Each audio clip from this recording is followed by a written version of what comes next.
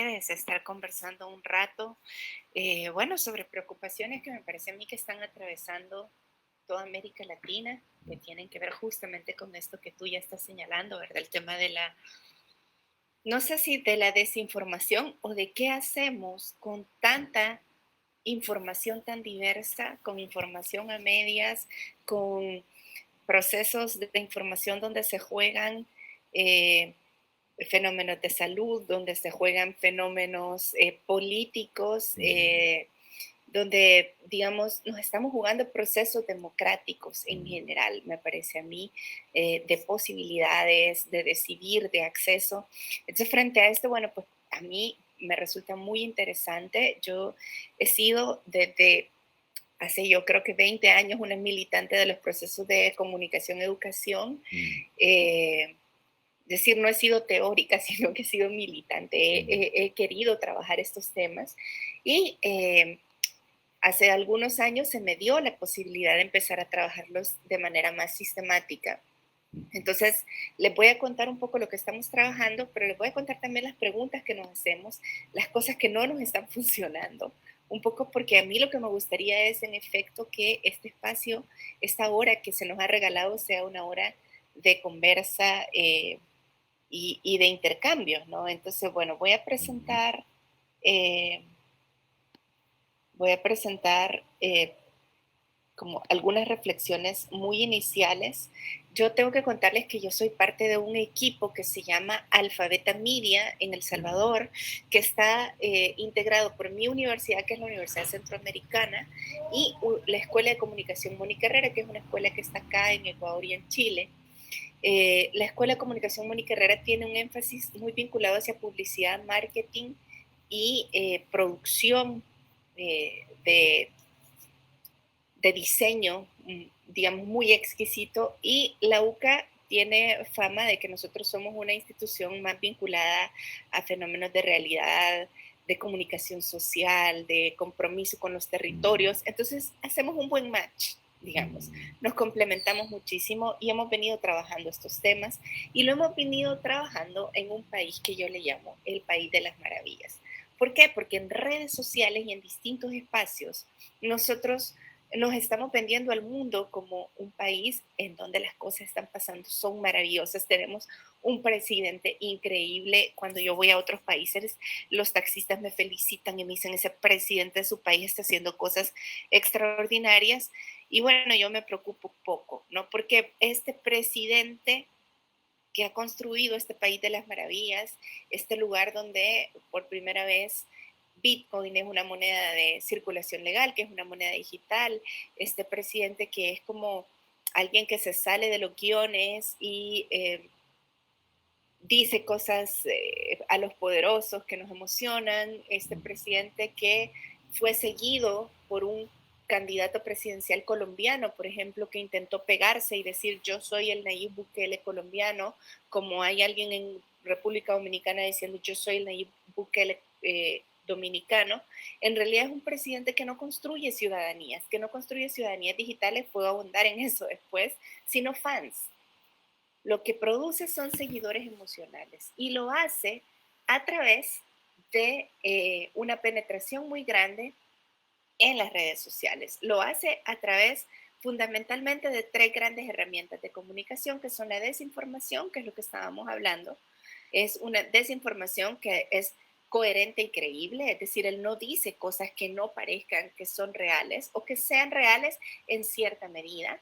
Trabaja mucho las teorías conspirativas, manipula datos, pero también tiene otra herramienta de comunicación clave que es la provocación estratégica. Nos vende falsos dilemas, se sale de lo políticamente correcto. Entonces, de pronto alguno de ustedes se ha escuchado hablar de él, de pronto no, pero si han escuchado hablar de él, pueden haber escuchado, por ejemplo, que él se tomó una selfie en la ONU cuando él iba a dar su discurso.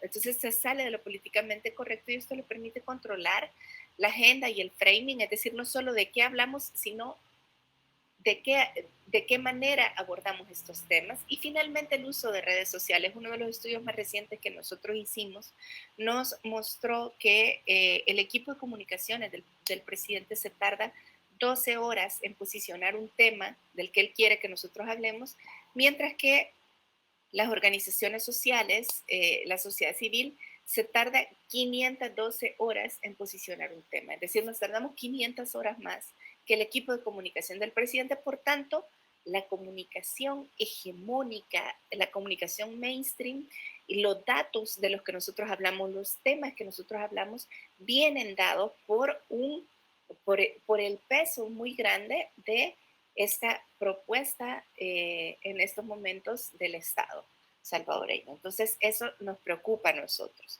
Entonces, claro, pero la gran pregunta que yo me hago cuando empiezo a trabajar con la gente sobre estos temas es si realmente la gente quiere estar informada, si la gente tiene ganas de trabajar estos temas, porque mi impresión es que nosotros nos hacemos un gran trabajo diseñando estrategias de comunicación para quitarle el velo a la gente, y la gente lo primero que me va a decir es, mire, pero la desinformación me entretiene. O sea, sí, muy interesante esto que usted dice, pero esto es divertido. Los memes que están sacando son divertidos, entonces la desinformación me entretiene. O sea, sí, divino lo que usted me dice, pero a mí me gusta estar en este universo de la desinformación, que es mucho más divertido.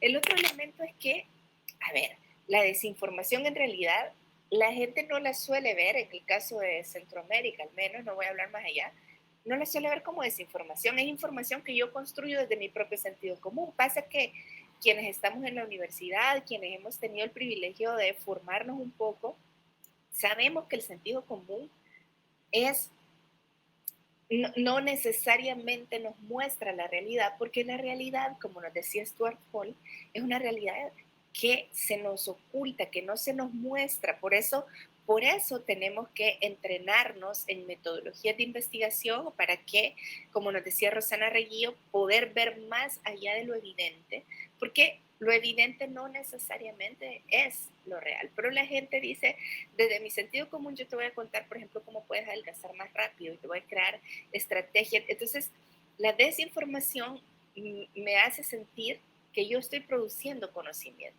porque estoy produciendo un conocimiento desde el sentido común. Es decir, uno de los problemas de nuestro tiempo es que hemos eliminado cualquier mediación. Y la academia, los profes somos una mediación. Diego y yo somos una mediación, entonces, ¿qué tal que nos eliminan y ustedes construyen su propio conocimiento? Bueno, pues es que la desinformación que circula hoy día es parte justamente de este tipo de procesos. El otro elemento, además, es que la desinformación me aparta de formas arrogantes de conocimiento. Si ustedes han visto en internet, yo sé que Diego me decía que ya ustedes los que estamos conectados acá somos todos expertos en estos temas, ya tienen ustedes sus proyectos de mediación pedagógica y sabemos, por ejemplo, que las teorías terraplanistas, es decir, de que la Tierra es plana, están circulando cada vez más y tienen más gente adepta a partir de YouTube. ¿Por qué? Porque los terraplanistas se nos están acercando como, mire, yo no soy alguien famoso, es decir, hay una arrogancia en el conocimiento científico clásico que la desinformación no posee y que hace que la gente se acerque muchísimo a la desinformación. Y por último, algo que nosotros hemos encontrado particularmente en El Salvador con el caso del presidente que nosotros tenemos, es que la desinformación permite soñar utopías y futuros posibles. Y lo que estamos haciendo, por ejemplo, la gente que te está haciendo check y verificaciones sobre las notas falsas, te dicen, no, usted no puede rebajar 20 libras en una semana, eso es falso. Y uno, ay, o sea, esa utopía que yo tenía de ser delgada para la próxima boda que voy a tener y lucir mi mejor vestido, estoy caricaturizando y poniéndolo en algo muy concreto y muy chiquito, pero lo que nosotros notamos es que la academia lo que ha estado haciendo es quitándoles utopías y futuros a las personas comunes y corrientes que a partir de estas distintas informaciones que circulan construyen utopías o futuros posibles. Es decir, en el caso de El Salvador, por ejemplo, sueñan con que va a haber Bitcoin City y que va a ser una ciudad maravillosa, así como de futurista, increíble, y nosotros le decimos, no, eso no es posible, porque mire, el Bitcoin cayó, mire esto, y entonces así como nosotros lo único que hacemos es quebrar utopías, pero no construimos utopías, y eso nos complica, eso es parte como de los retos que yo quiero contarles que nosotros tenemos. Entonces, frente a estos retos, ¿cuáles son los ámbitos más urgentes? ¿Qué es lo que nosotros estamos haciendo? Miren, no estamos haciendo cosas muy nuevas, pero les voy a contar de todos modos. Lo primero que nosotros estamos haciendo es cartografiar. necesitamos saber mejor qué es lo que está pasando. Como Jesús Martín Barbero nos enseñó, tenemos que por lo menos hacer mapas nocturnos para revisar qué es lo que está pasando. Y en países como El Salvador, nosotros no tenemos acceso a demasiados datos sobre lo que las audiencias consumen y por qué consumen esto que consumen. Entonces, nosotros hemos empezado a hacer nuestros propios estudios de audiencia con la Escuela de Comunicación y la UCA. Hemos hecho nuestros propios estudios para revisar qué es lo que está consumiendo la gente. Por ejemplo, nosotros ya podemos afirmar con seguridad que en El Salvador WhatsApp es la herramienta de comunicación más o la plataforma de comunicación más utilizada. Facebook es la segunda, YouTube la tercera y TikTok va subiendo de manera muy acelerada en los estudios que nosotros hacemos y se está posicionando cada vez de manera más clara. Y esto tiene que ver de pronto con estas discusiones sobre la manera como nuestras sociedades son profundamente orales. Luego hemos estado estudiando también, por ejemplo, y le hemos estado preguntando a la gente dónde ha encontrado información falsa sobre distintas cosas. Y entonces ustedes pueden ver ahí, por ejemplo, que en el caso de El Salvador, la gran mayoría de información falsa proviene de redes sociales y periódicos digitales. Y los otros medios de comunicación, la gente encuentra menos información falsa o al menos cree que encuentra menos información falsa. Entonces, vamos cartografiando esto para poder tomar decisiones a partir de los datos que los estudios de recepción y los estudios de audiencia nos están arrojando. El segundo elemento que nosotros estamos tratando de hacer es reflexionar y conocer el uso sobre nuestros datos. Es decir, estamos haciendo estudios, preguntándole a la gente. Tenemos a una colega nuestra, Carla Ramos, que ha conformado un equipo que está trabajando tanto formación como cartografía sobre, a ver, qué hacen los jóvenes con sus datos, qué hacemos en general con nuestros datos. Entonces, por ejemplo, tenemos información en El Salvador donde 20, uno de cada 20 jóvenes no sabe qué son las cookies, por ejemplo. Entonces, nos damos cuenta que tenemos que educar a los jóvenes sobre qué son las cookies para que ellos sepan la huella digital que ellos están dejando, los rastros. Estamos educándolos también en que entiendan cuándo hay que tener una contraseña segura, cómo usar este tipo de contraseñas. El tercer elemento que nosotros estamos encontrando, y ya casi voy a cerrar para que conversemos, es el tema de que tenemos que democratizar la discusión sobre seguridad.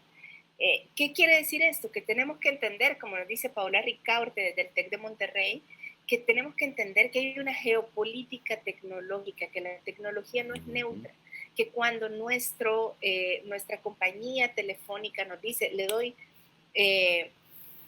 Facebook gratuito, aunque a usted se le acaben los datos, usted siempre va a tener Facebook, es porque a nuestra compañía telefónica le interesan los datos que Facebook le da y que ella puede obtener a partir de nosotros. Entonces, estos elementos de la geopolítica tecnológica nos parece clave y estamos tratando de trabajar y de entender qué es lo que esto implica, sobre todo a partir de un grupo de investigación que se llama Tierra Común, que ustedes lo pueden googlear y que está trabajando en ciertos tipos de intervenciones para decolonizar los datos, y ahí tenemos gente de no solo de América Latina, sino del mundo entero tratando de discutir y pensar sobre estos temas.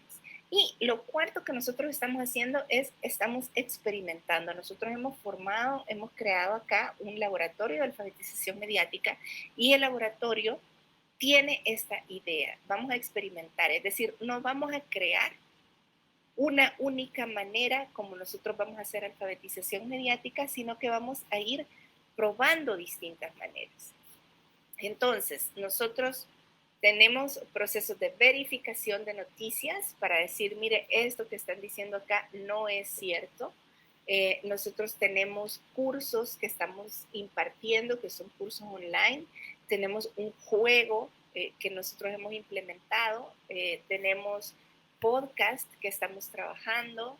Entonces, vamos probando distintos tipos de procesos de alfabetización para ver cuáles nos van funcionando y cuáles no. Nosotros seguimos sintiendo que la mayor resistencia tiene que ver con el tema del entretenimiento, es decir, la gente cuando no quiere ser alfabetizada tiene que ver con que le estoy quitando diversión a una realidad de la vida cotidiana, pero entonces lo que nosotros intentamos es trabajar de manera muy lúdica para que esto se pueda hacer. Esta es la página nuestra y lo que nosotros estamos trabajando. Ustedes pueden ver ahí cursos, pueden ver audiovisuales, pueden ver alianzas estratégicas que nosotros tenemos y sobre esto también van a seguir conversando con Patricia. Dios mío, se me ha olvidado el apellido ahorita, de Patti de Patricia Deutsche Welle Novoa. Academy. Sí, Patricia Novoa.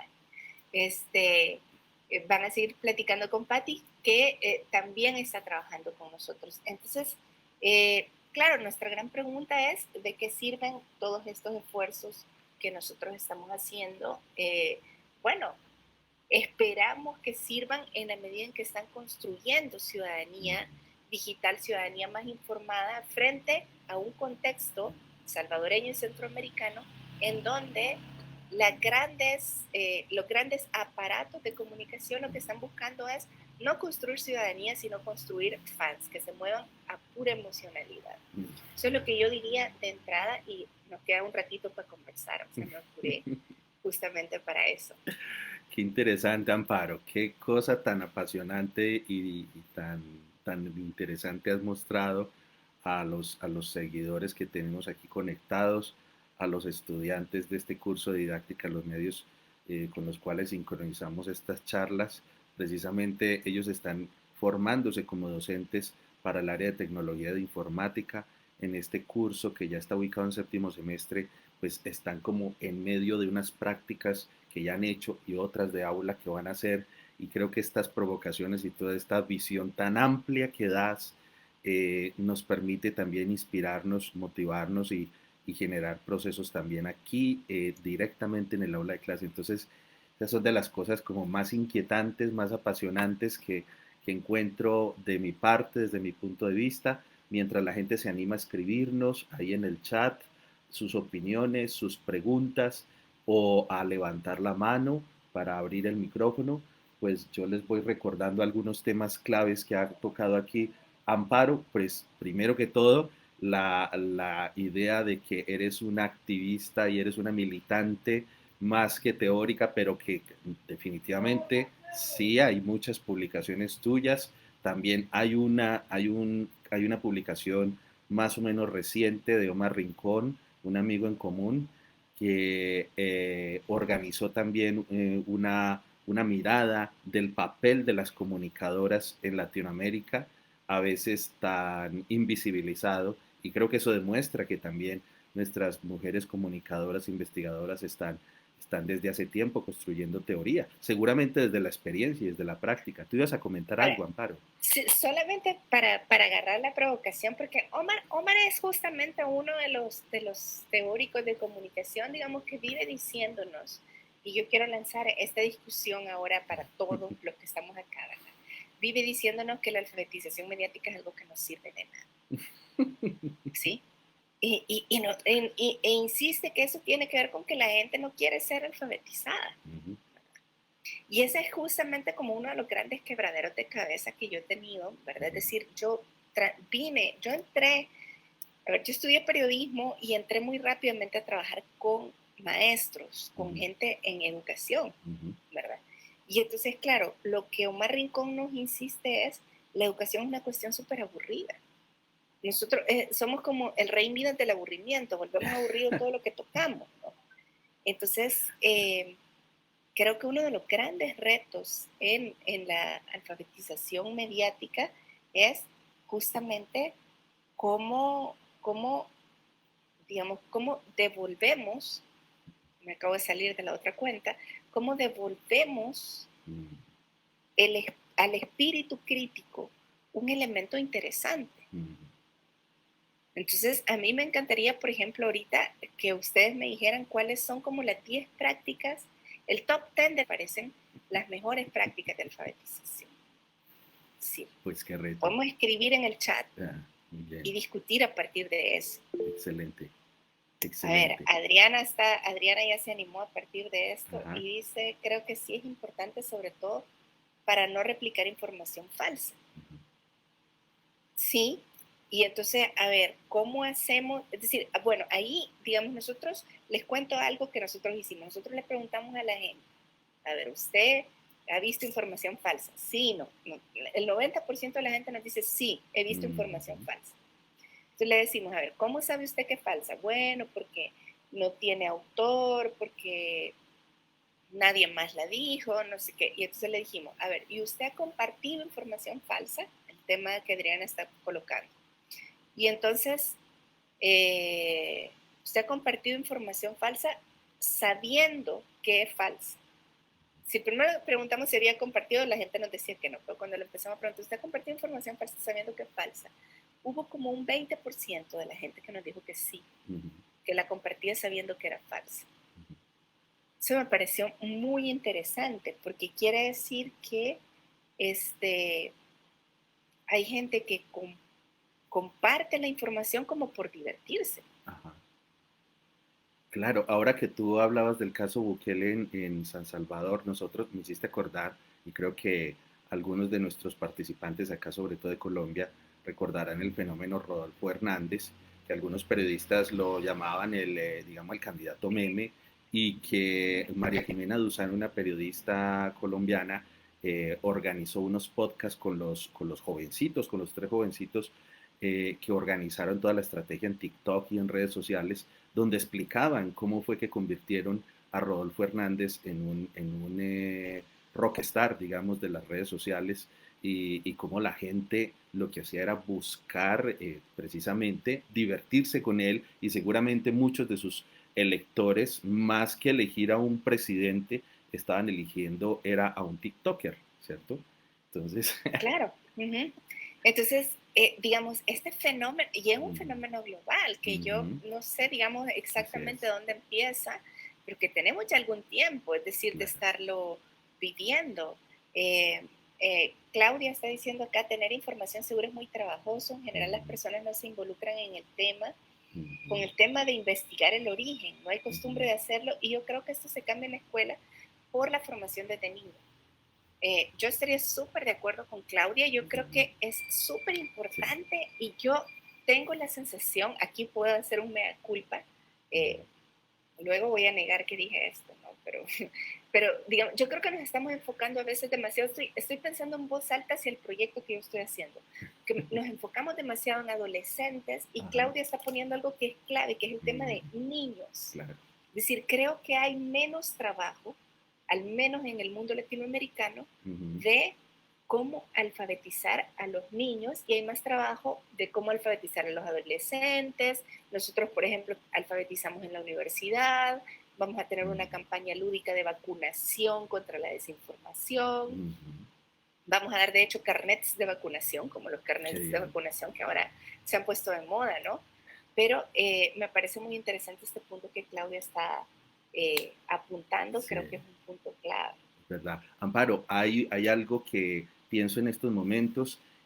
Recuerdo unas reflexiones, por ejemplo, de José Manuel Pérez Tornero en un artículo en la revista Esfera Pública, donde habla de un nuevo horizonte para la educación mediática. Y una de las ideas que él plantea ahí, es una publicación del 2002, una de las ideas que plantea ahí es que durante mucho tiempo la educación mediática como que planteó una especie de escinción o de falso dilema entre, digamos, la educación en pensamiento crítico y análisis de mensajes y de contenido de los medios, como por un lado, como si la razón y, digamos, todos los mecanismos ideológicos fueran por un lado, aparte de la práctica productiva. Entonces, uno de los planteamientos que él hace es que precisamente, y no solo él, ¿cierto?, sino muchas otras investigadoras e investigadores lo plantean, precisamente la educación mediática busca es articular tanto las habilidades de pensamiento crítico como de la creatividad y que la práctica productiva sea entendida como una lectura crítica del mundo también, ¿cierto? Pero si hay un tema que tú pones, digamos, el dedo en la llaga y es cómo hacer de esto algo más agradable o digamos que genere empatía y que sea más amigable también con la gente porque hay gran parte de la población que no quiere ser alfabetizada, que no quiere pensar, que de hecho me ha pasado en algunos cursos de cine, por ejemplo, que me han dicho, algunos estudiantes me han dicho, no, pero yo estoy disfrutando menos de ver cine ahora que estoy entendiéndolo o que estoy aprendiendo teoría de la Claro, imagen. es decir, bueno, lo del cine es todo un tema, ¿no? Por Sí, eso después nadie quiere salir con nosotros, ¿no? Porque nos volvemos unos insoportables haciendo análisis semiótico del cine y la gente ya no quiere. Uno le dice, no, ya vas a ver, lo que va a pasar es esto, y todo, no puede ser, me claro. arruinaste la peli, ¿no? Pero Mm, sí, fundamental. Y yo creo que hay un elemento que tú estás señalando también, Diego, que es clave, que es el tema de la emocionalidad, ¿verdad? Es decir, porque claro. siempre, digamos, en educación los profes tendemos eh, a insistir mucho en el tema racional y no Ujú, tanto en el tema del goce. Yo ujú, siempre recuerdo mucho este texto de la lección inaugural de Roland Barthes, ujú. que a mí me fascina, donde Barthes dice que hemos olvidado que saber y saborear tienen la misma raíz, ¿no? La misma raíz griega. Entonces, y los hemos Ujú, separado el saber del saborear, cuando en ujú, realidad debería ser algo profundamente sensorial y me ujú. parece muy interesante, Claudia está también señalando ahí Sí. el tema de la ciencia natural y de enseñar por la mirada, el abordaje de investigación como un Ujú. elemento clave para la construcción de esas ciudadanías que estamos soñando, ¿no? Que es un elemento muy importante. ¿Hay alguien que ha levantado la mano Sí, acá? Karin, adelante, te escuchamos. Sí, hola, muy buenos días. Gracias por esta invitación. De verdad, recién me estoy acoplando. Sé que había una reunión antes la semana pasada, pero ha Ujú, sido precisamente por una inscripción previa. Yo soy comunicadora social del Perú. He sido docente, pero no necesariamente en comunicaciones. Pero en mi trabajo social he venido pues, a decantar en la importancia y el rol que nosotros, los que tenemos la profesión de comunicaciones, se nos presenta, ¿no? En la actualidad. Entonces, yo tenía solamente unos puntos concretos que creo que abre un poquito a la discusión sobre este concepto de emocionalidad, ¿no? Y varias cosas además, ¿no? No nos olvidemos que todos vemos la red y creo que la utilizamos todo el tiempo de nuestra vida, ¿no? Ha formado parte de nuestra vida, se ha democratizado la comunicación, pero se ha distorsionado la comunicación, se ha manipulado la comunicación porque ahora todo el mundo hace y ejerce la comunicación. Y dentro de ese ejercicio, entre un niño de 5 años y una persona de 85 que es TikToker, ¿no? Falta profesionalización, ¿no? Falta el análisis crítico y evidentemente va a venir con esto que tú comentabas, Amparo, de la información falsa y no falsa. Es decir, estamos viviendo una realidad de información falsa y no falsa. Pero ¿qué nos falta a los comunicadores? Repito, no enseño de comunicaciones, pero me interesa ahora de sobremanera que he salido del sector público. ¿Qué es lo que falta? Nosotros como docentes o nosotros como expertise en la práctica de la comunicación es abrir toda esa frontera de la profesionalización de los conceptos, ¿no? Y del trabajo en comunicación. Esa profesionalización que enriquezca, ¿no? Al que abre su Face, al que abre otro tipo de red social, que lo haga mejor, que lo capacite, que lo prepare, ¿no? Y que enriquezca su vida. Porque muchos de nosotros abrimos esto solo para la emocionalidad, ¿no? Para disfrutar, para reírnos de lo que nos dicen, para esto, y no hacemos cumplir la función que puede ir de la mano o que puede ir paralelo a eso, que es el crecimiento, el conocimiento y la verdad. Yo doy una práctica sobre los cookies, ¿no? Evidentemente, yo a ver, para terminar, ¿no? Como persona que accede a las redes, porque la comunicación nos apasiona día a día, ya he configurado mis cookies y la oferta me presenta algo que me interesa realmente. Pero son muy pocas personas, o sea, hay muy pocas personas que hacen eso y que configuran sus intereses para que al día siguiente tú abras una computadora y te presente esos cookies y esta predisposición algo interesante, ¿no? Entonces yo creo que esto es un reto importante, está en pañales. Creo que todo Latinoamérica, no solo Centroamérica, porque conozco tu país, Amparo, conozco muchos países de aquí, debemos de unirnos mm. como comunicadores. Y nos falta un gran desafío y una gran pasión, personalmente. Gracias por ese espacio. No, muchísimas gracias. Y ahí yo algo que creo que es un reto, así como un movimiento que deberíamos iniciar todos los que trabajamos estos temas y que militamos estos temas, es pelear para que en América Latina, por ejemplo, este currículo UNESCO sea incluido en los currículos nacionales. Ujú, Es decir, porque por lo menos en el caso de Centroamérica, nosotros no tenemos en el currículo, nosotros, yo, Diego sabe que yo trabajo mucho el tema de la migración, por ejemplo, ujú, y nosotros peleamos para que en el currículo nacional hubiera una unidad que los estudiantes ven sobre el tema de migración. Después me he dado cuenta, digamos, y casi lloro, ¿no? Que los profes muchas veces le dicen a los estudiantes, uy, del tema de migración yo no sé, no hay material, vamos a leer ahora, entonces cambian el currículo. Pero ya solamente meterlo en el currículo sería un elemento importante y aún no lo hemos metido en la gran mayoría de nuestros países. Vean que en ese sentido, digamos, la escuela anglosajona desde hace mucho tiempo tiene en el currículo nacional, en segundo grado, en tercer grado, como unidades específicas ujú. donde los estudiantes Así es. aprenden sobre el tema de los medios de comunicación. Ujú, Y nosotros seguimos sin tenerlo, ¿verdad? Es decir, ese me parece que es una deuda muy interesante que está sí. ahí. Exacto, y Eh, solamente una cosa, Ujú, Diego y Amparo, Ujú, estamos unificando a los jóvenes porque yo quizás sea mayor que ustedes, venimos de atrás con esa comunicación, con esa escuela de comunicación teórica, ujú, y tenemos jóvenes altamente competentes ujú, haciendo qué, ¿no? Informando qué, ujú. solamente memes, a Sí. llegar a que estos chicos Ujú, den información inteligente que promueva el desarrollo y el bienestar no solamente de Latinoamérica, sino del mundo, ujú, ¿no? Teniendo toda la tecnología en sus manos que nosotras, bueno, por generaciones no las hemos tenido, porque ellos viven altamente tecnológicos, ¿no? Son altamente tecnológicos.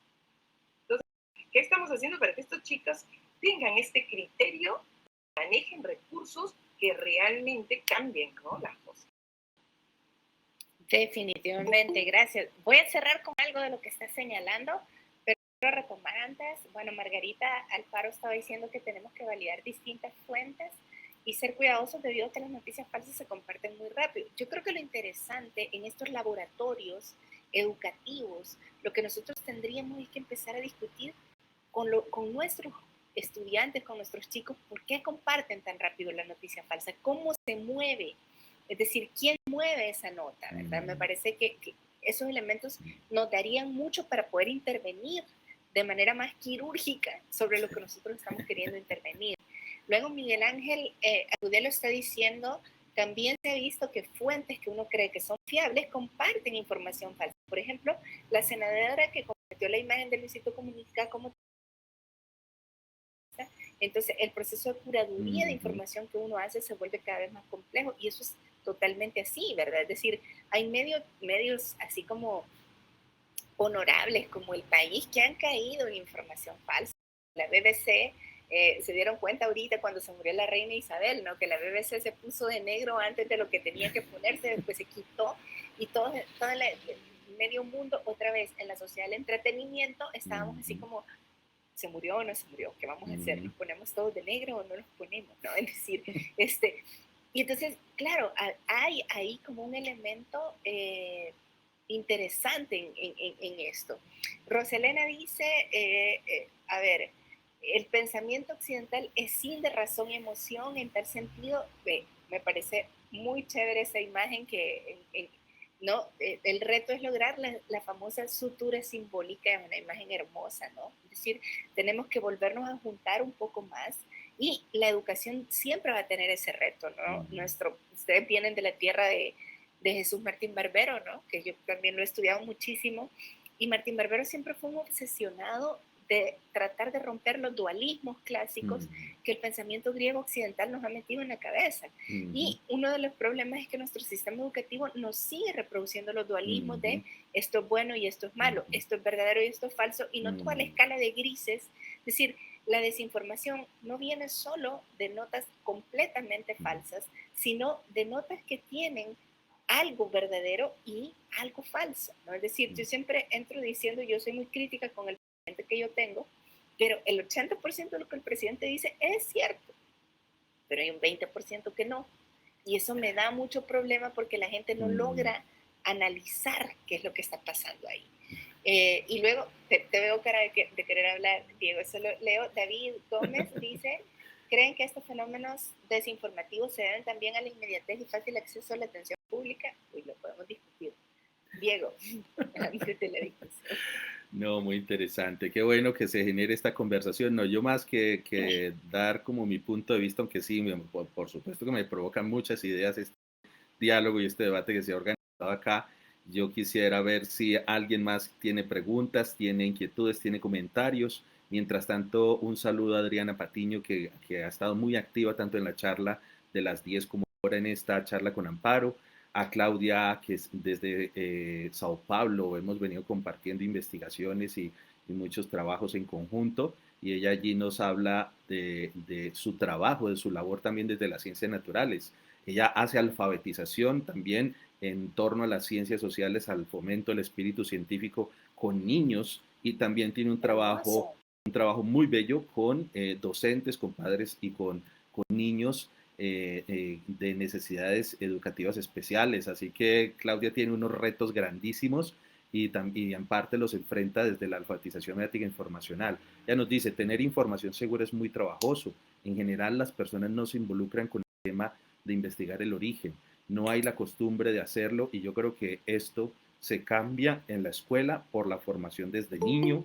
Y pues recordemos que Brasil está en este momento en una contienda política entre Bolsonaro y Lula, y ahí también hay mucha tela de donde cortar y mucho que decir acerca de las fake news, de la desinformación, de la manipulación.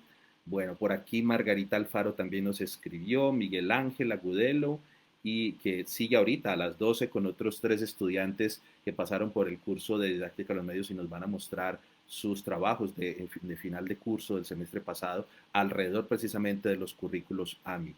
Rosalena, la profe, también aquí ya hizo su intervención. David Steven, Ana María Soriano, por aquí nos puso un enlace. Quiero compartir el póster de mi esfuerzo doctoral sobre la educación mediática con énfasis en las redes sociales. Con todo gusto me gustaría participar de esta iniciativa. Qué bien, Ana María, muchas gracias por compartirlo. Ana María está genial, su póster me gusta muchísimo, ya la vamos a seguir y la vamos a invitar a que por acá. Qué bueno. No, está genial todo esto. Me parece muy interesante el tema.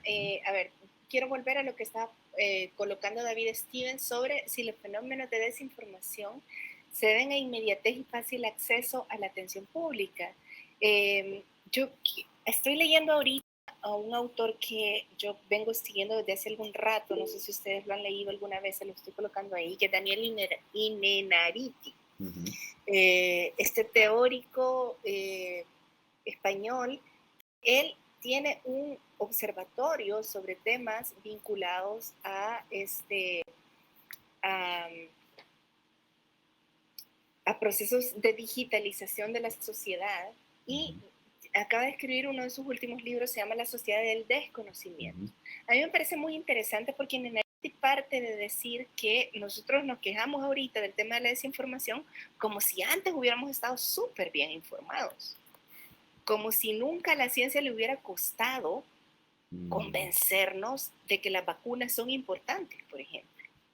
Es decir, desde siempre, si desde el tiempo de Pasteur hemos desconfiado muchas veces de este tipo de procesos, ¿no? Entonces, Innerarity lo que hace es como colocarnos en perspectiva histórica este elemento de la desinformación, esto para volver a lo que David Steven está diciendo, pero ciertamente Innerarity mismo dice, ahora, la rapidez y la cantidad de divulgación que tiene la desinformación hoy es mucho mayor y mucho más rápida, justamente porque comunican muchísimo más rápido.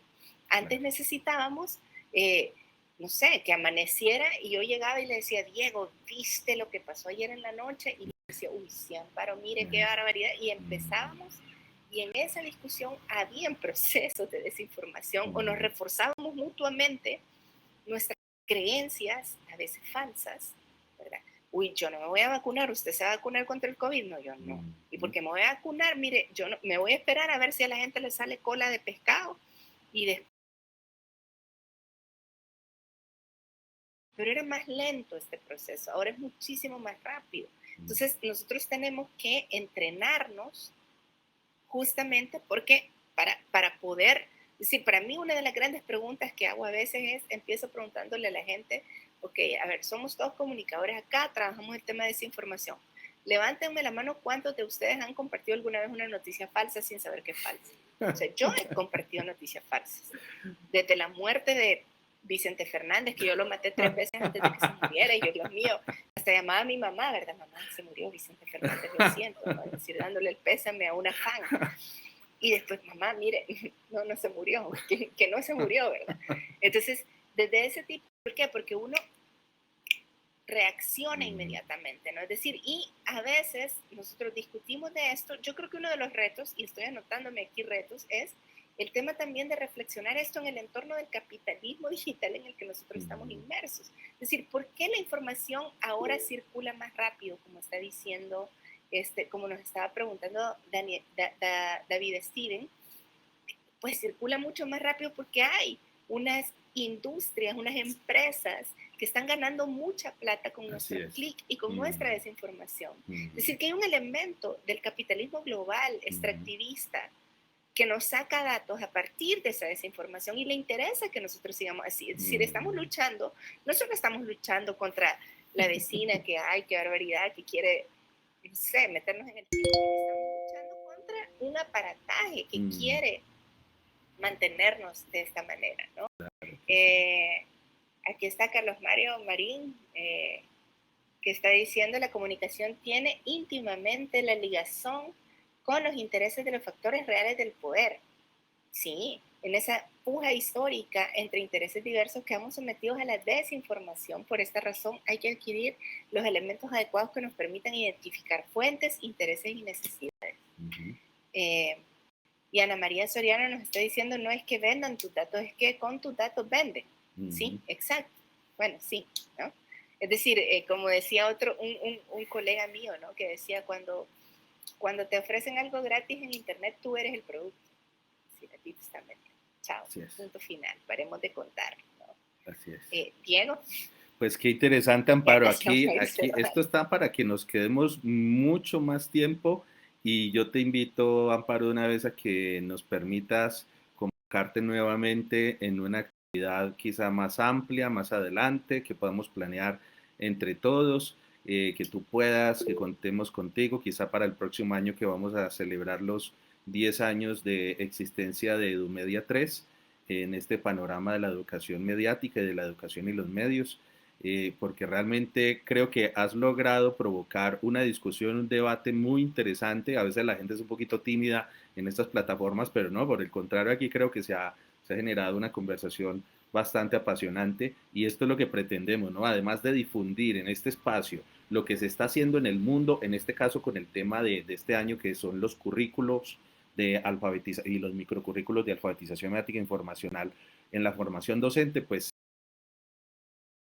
queremos precisamente que se alimente este debate, que tengamos la oportunidad de conversar y también de dimensionar en cómo en diferentes lugares del mundo se está pensando y se están haciendo cosas de nuestros intereses también como comunicadores, como educomunicadores, como investigadores, y creo que esto es muy valioso en esa medida en que todos dimensionemos que estamos marchando por algo, por un objetivo común y que de esta manera de cohesionarnos y de compartir también depende lo que sean nuestras sociedades más adelante en un futuro y desde ahora, ¿no? Con el presente que estamos viviendo. Así que no sé si hay más comentarios, preguntas. Por aquí David Steven está, sí, ha dicho un término muy interesante que está fluctuando por la Academia de la Comunicación, está bastante relacionado con el incremento en el flujo de información, los algoritmos y demás, es el del capitalismo cognitivo, por supuesto.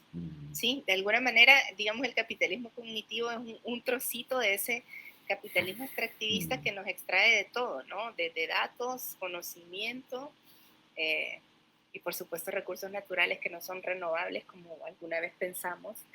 Y bueno, así nos va, ¿verdad? Es decir, este elemento es muy interesante. Yo algo que quería plantear a partir de las intervenciones es, me quedó resonando mucho esto que decía Karin, no sé si es Karina, pero aquí aparece como Karin, este, que hablaba de qué es lo que nosotros transmitimos, es decir, si transmitimos solo meme. A mí siempre me gustó mucho una frase que los que somos seguidores o discípulos de alguna manera de Martín Barbero, él dijo alguna vez en una conferencia, ¿no? Y la hemos repetido muchas veces, que es que para comunicar necesitamos tres cosas. ¿Se recuerdan de eso? Uh-huh. Él decía, para comunicar uno tiene que pensar con la propia cabeza, ¿sí? Y esto tiene que ver con todo el tema de, o sea, es decir, tenemos que producir algo, tenemos que pararnos y hacer nuestro statement, ¿no? Es decir, tenemos que decir, a ver, esto es lo que nosotros pensamos. Entonces, para comunicar hay que pensar con la propia cabeza, hay que tener algo que decir, es decir, no solamente el meme, hay que tener algo que decir, hay que trabajar en eso, y finalmente, decía él, hay que ganarse la escucha. Es decir, no se trata, no es que me van a venir a oír a mí por mi linda cara y porque, ay, sí, la profesora salvadoreña, qué interesante, exótico, ¿no? Es decir, tener a una centroamericana acá que nos va a contar sobre Bukele, muy lindo. No, me tengo que ganar la escucha, yo, digamos, desde que amanezco pensando que voy a tener la conversa con ustedes y que me voy a tratar, en la medida de lo posible, de ganar esa escucha. Y eso es muy importante, ¿verdad? Es decir, a veces los comunicadores andamos por el mundo así como, sí, y se me entendió bueno y si no también, no. Entonces, digamos, esas tres cosas me parecen claves. Pensar con la propia cabeza, tener algo que decir y ganarse la escucha, ¿no? Porque atraviesa mucho el tema del compromiso, atraviesa el tema de la formación y atraviesa el tema de pensar en formatos, pensar en lenguajes, pensar en maneras de conectar con las otras personas, que yo creo que es clave, ¿no? Yo quería señalar eso como un elemento. Amparo, pues muchas gracias. Nos dejas muchas inquietudes, nos dejas provocados con muchas ideas y muchas cosas, y creo que eso también es parte de, digamos, de los objetivos que tenemos con la cátedra abierta, ¿sí? Como sin temor, sin timidez, sin restricciones, pensar en que podemos comunicarnos, conectarnos y conversar, dialogar, generar muchas preguntas y muchas inquietudes en la gente para ver de qué manera nos volvemos a encontrar y hacer trabajos colaborativos y trabajo en conjunto. Así que pues muchas gracias a todos los que han participado de esta charla con Amparo Marroquín Parduzzi desde El Salvador, y también a los estudiantes. Ahora seguimos con precisamente la exposición de dos trabajos finales de curso de didáctica a los medios de dos parejas de estudiantes que pasaron por este curso de la licenciatura en tecnología, donde se forman docentes para el área de tecnología informática. Y bueno, pues mañana tendremos a Patricia Novoa a las 14 horas, que tú hablabas de ella precisamente ahorita, y el trabajo colaborativo que vienen haciendo con Centroamérica. También tendremos el jueves a las 10 horas a Carlos Mario Marí, que está ahí conectado, que estuvo también comentando en el chat, un comunicador popular y periodista del Cuarto Mosquetero. Estaremos conversando con él también acerca de el papel del periodismo y de la comunicación alternativa en este entorno. A todos muchas gracias, Amparo, pues un saludo, un abrazo muy grande, muy especial. Recuerdo que hace 10 años estuve allí con ustedes en la UCA. Tú no estabas por razones creo que de estudio, de trabajo, pero digamos que esa fecha la recuerdo de una manera muy especial. Muy agradecido contigo por abrirnos este espacio, por tus ideas, por preparar las diapositivas, por conversar con nosotros y por generarnos tantas inquietudes y preguntas. No, muchísimas gracias a todos ustedes, muchísimas gracias a los profes y a los comunicadores que nos estuvieron ayudando en la provocación. Me quedo aquí con los datos de los que estuvieron conversando para googlearlos y poder seguir aprendiendo. Así que muchísimas gracias, Diego. Y ya saben, si vienen a El Salvador, a Bitcoinlandia, que son bienvenidos, siempre me buscan y me avisan. Muchas gracias, cuídense. A ti, Amparo, que tengas buen día.